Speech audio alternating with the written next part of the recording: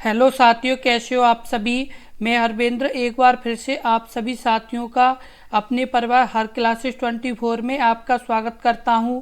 आज हम बात करेंगे RRB NTPC GS practice set के बारे में। ये प्रश्न आपके आरआरबी एनटीपीसी एग्जाम के लिए बहुत ही महत्वपूर्ण प्रश्न है, तो सभी साथी इस वीडियो को बहुत ही ध्यानपूर्वक से देखें, क्योंकि साथियों अब आपके एग्जाम के लिए बहुत ही कम समय बचा है। तो सभी साथी इन प्रश्नों के उत्तर जरूर दें, जिससे आपको ये पता चल जाएगा कि हमारी तैयारी कितनी अच्छी है। और इसी तरह के प्रश्न आपके आरआरबी एनटीपीसी एग्जाम में आएंगे, तो सभी साथी इस वीडियो को बहुत ही ध्यानपूर्वक से देखें। सबसे पहले हम बात करेंगे कौन से यानी साल बांग्लादेश एक स्वतंत्र संसदीय लोकतंत्र बना। यानी कौन से साल बांग्लादेश एक स्वतंत्र संसदीय लोकतंत्र बना था। ऑप्शन ए दिसंबर 1971, ऑप्शन बी मार्च 1972, ऑप्शन सी जनवरी 1972 या ऑप्शन डी फरवरी 1972। आप इस प्रश्न का उत्तर बताएं। इस प्रश्न का उत्तर कौन सा होगा। इस प्रश्न का उत्तर बताएं। इस प्रश्न का उत्तर क्या होगा। इस प्रश्न का उत्तर होगा ऑप्शन सी यानी जनवरी 1972। यानी कौन से साल बांग्लादेश एक स्वतंत्र संसदीय लोकतंत्र बना था। ये बना था जनवरी 1972 को। यानी 10 जनवरी कब 10 जनवरी 1972 को ये यानी बना था। कब बना था 10 जनवरी 1972 को ये यानी संसदीय लोकतंत्र यानी बना था। कौन यानी बांग्लादेश। और बांग्लादेश स्वतंत्र कब हुआ था 26 मार्च कब 26 मार्च 1971 को यानी बांग्लादेश स्वतंत्र हुआ था। कब हुआ था 26 मार्च 1971 को बांग्लादेश स्वतंत्र हुआ था। और 10 जनवरी 1972 को बांग्लादेश एक स्वतंत्र संसदीय लोकतंत्र बना था। अगला प्रश्न, प्रश्न नंबर 2। भारत और पाकिस्तान के बीच युद्ध विराम रेखा को नियंत्रण रेखा या एलओसी में कब परिवर्तित किया गया था। आप इस प्रश्न का उत्तर बताएं। इस प्रश्न का उत्तर क्या होगा। इस प्रश्न का उत्तर बताएं। ऑप्शन ए सन 1971 में, ऑप्शन बी सन 1973 में, ऑप्शन सी सन 1972 में या ऑप्शन डी सन 1974 में। आप इस प्रश्न का उत्तर कमेंट बॉक्स में लिखें। इस प्रश्न का उत्तर क्या होगा। इस प्रश्न का उत्तर होगा ऑप्शन सी सन 1972 में। कब 3 जुलाई कब 3 जुलाई सन 1972 में यानी इसे किया गया था। यानी भारत और पाकिस्तान के बीच जो विराम रेखा जिसे एलओसी बोलते हैं वो कब परिवर्तित किया गया था। ये 3 जुलाई 1972 में किया गया था। अगला प्रश्न, प्रश्न नंबर 3। भारत का उच्चतम न्यायालय इस दिन अस्तित्व में आया था। ऑप्शन ए 26 जनवरी 1950, ऑप्शन बी 15 अगस्त 1949, ऑप्शन सी 28 जनवरी 1950 या ऑप्शन डी 26 नवंबर 1949। आप इस प्रश्न का उत्तर बताएं। इस प्रश्न का उत्तर क्या होगा। इस प्रश्न का उत्तर कमेंट बॉक्स में लिखिए। इस प्रश्न का उत्तर क्या होगा। इस प्रश्न का उत्तर होगा 28 जनवरी 1950। भारत का उच्चतम न्यायालय यानी इस दिन अस्तित्व में आया था। यानी किस दिन अस्तित्व में आया था। वो आया था 28 जनवरी यानी 1950 को। यानी जिसे सर्वोच्च न्यायालय यानी बोलते हैं वही यानी उच्चतम न्यायालय भी इसे कहा जाता है। ये यानी इंग्लिश में से सुप्रीम कोर्ट बोलते हैं।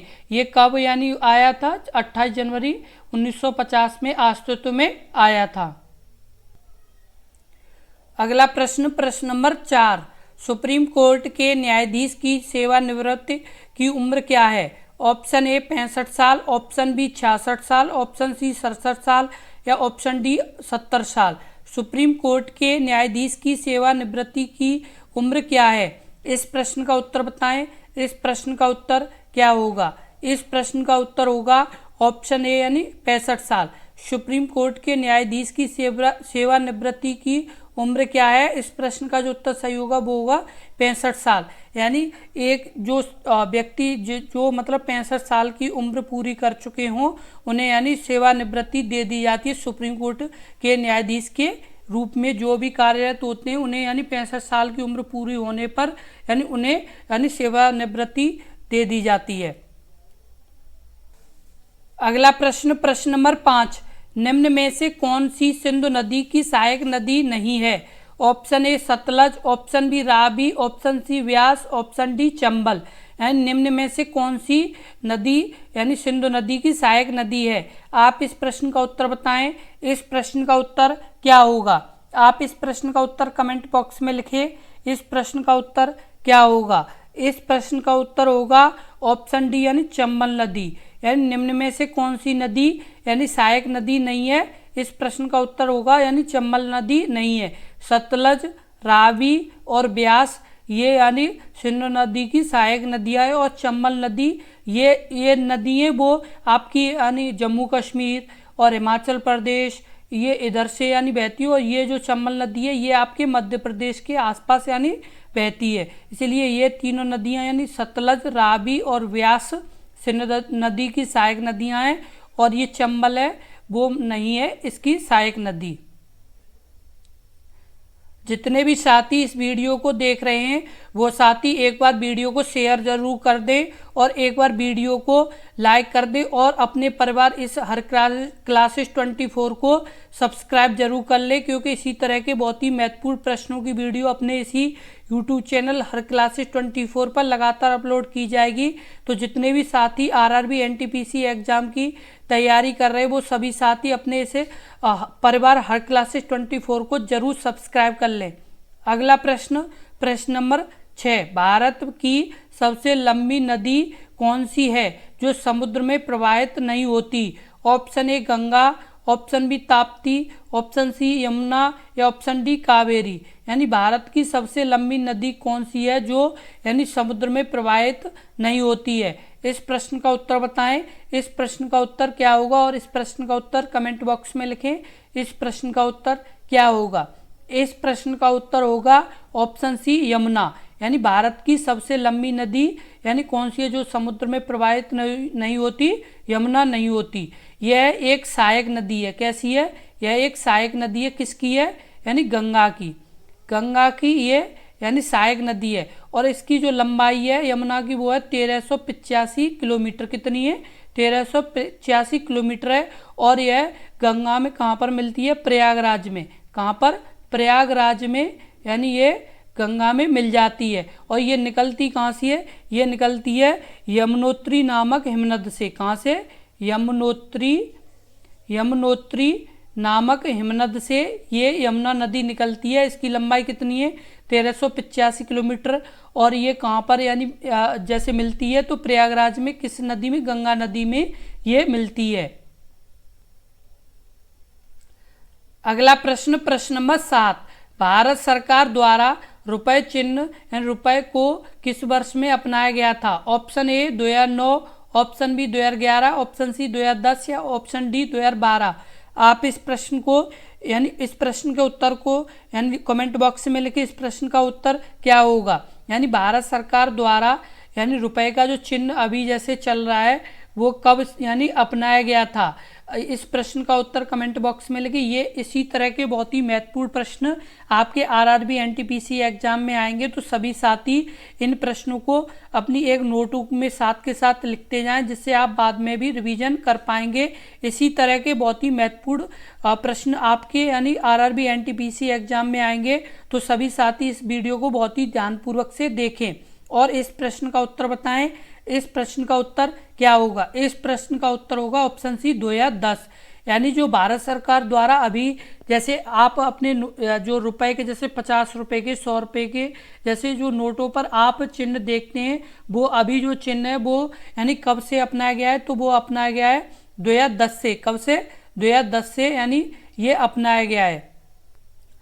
अगला प्रश्न, प्रश्न नंबर 8, भारतीय रिजर्व बैंक का राष्ट्रीयकरण किस वर्ष में किया गया था? Option A 1969, option B 1949, option C 1947, option D 1974। यानी भारतीय रिजर्व बैंक का राष्ट्रीयकरण किस वर्ष किया गया था? इस प्रश्न का उत्तर बताएं। इस प्रश्न का उत्तर क्या होगा? ऑप्शन ए 1969 में, ऑप्शन बी 1949 में, ऑप्शन सी 1947 में, ऑप्शन डी 1976 में। इस प्रश्न का उत्तर बताएं। इस प्रश्न का उत्तर क्या होगा? इस प्रश्न का उत्तर होगा ऑप्शन बी यानी 1949 में। 1 जनवरी कब? 1 जनवरी 1949 को यानी जो भारतीय रिजर्व बैंक है उसका राष्ट्रीयकरण हुआ था और जो इसकी स्थापना हुई थी वो हुई थी 1 अप्रैल कब? 1 अप्रैल 1935 को। कब? 1 अप्रैल 1935 को यानी भारतीय रिजर्व बैंक की स्थापना हुई थी, लेकिन इसका जो राष्ट्रीयकरण हुआ था वो हुआ था 1 जनवरी 1949 को इसका राष्ट्रीयकरण हुआ था, जिसे यानी भारत की केंद्रीय बैंक या रिजर्व बैंक के रूप में जाना जाता है। अगला प्रश्न, प्रश्न नंबर 8, भारत का पहला सुरक्षा सैटेलाइट कौन सा है? Option A INSAT 2B, option B GSAT 6, option C GSAT 7, option D IRS 1A। आप इस प्रश्न का उत्तर बताएं। इस प्रश्न का उत्तर क्या होगा? यानी भारत का पहला सुरक्षा सैटेलाइट कौन सा है? इस प्रश्न का उत्तर कमेंट बॉक्स में लिखिए। इस प्रश्न का उत्तर क्या होगा? इस प्रश्न का उत्तर बताएं। इस प्रश्न का उत्तर क्या होगा? इस प्रश्न का उत्तर बताएं। इस प्रश्न का उत्तर कमेंट बॉक्स में लिखिए। इस प्रश्न का उत्तर क्या होगा? इस प्रश्न का उत्तर होगा आपका ऑप्शन सी जीसैट यानी 7। भारत का पहला सुरक्षा सैटेलाइट कौन सा है? इस प्रश्न का उत्तर सही होगा जीसैट यानी 7 भारत का पहला सुरक्षा सैटेलाइट है। अगला प्रश्न, प्रश्न नंबर 10, दुनिया की प्रथम महिला अंतरिक्ष यात्री थी? Option A Svetlana Savitskaya, option B Sally Ride, option C Valentina Tereshkova या ऑप्शन डी जूडिथ रेसनिक। दुनिया की प्रथम यानी महिला अंतरिक्ष यात्री कौन थी? इस प्रश्न का उत्तर बताएं। इस प्रश्न का उत्तर क्या होगा?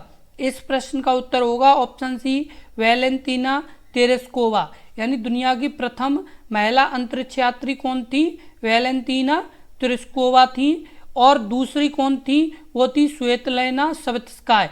यानी पहली थी ये और दूसरी थी ये, यानी पहली वैलेंटीना तेरेस्कोवा थी और दूसरी थी स्वेतलाना सवित्स्काय। और ये वैलेंटीना तेरेस्कोवा ये कहाँ के थी? रूस की, यानी रूस की थी, जो भारत यानी विश्व की पहली यानी अंतरिक्ष यात्री थी। जो वैलेंटीना तेरेस्कोवा पहली थी और दूसरी कौन थी? स्वेतलाना सवित्स्काय थी, जो यानी अंतरिक्ष में पहली बार गई थी। इसी तरह के बहुत ही महत्वपूर्ण प्रश्नों की वीडियो लगातार देखने के लिए अपने इसी परिवार हर क्लासेस 24 को जरूर सब्सक्राइब कर लें, क्योंकि इसी तरह के बहुत ही महत्वपूर्ण प्रश्न अपने इसी यूट्यूब चैनल हर क्लासेस 24 पर लगातार अपलोड किए जाएंगे। तो सभी साथी अपने इस परिवार हर क्लासेस 24 को जरूर सब्सक्राइब कर लें और वीडियो को ज़्यादा से ज़्यादा शेयर करें और एक बार वीडियो को लाइक कर दें।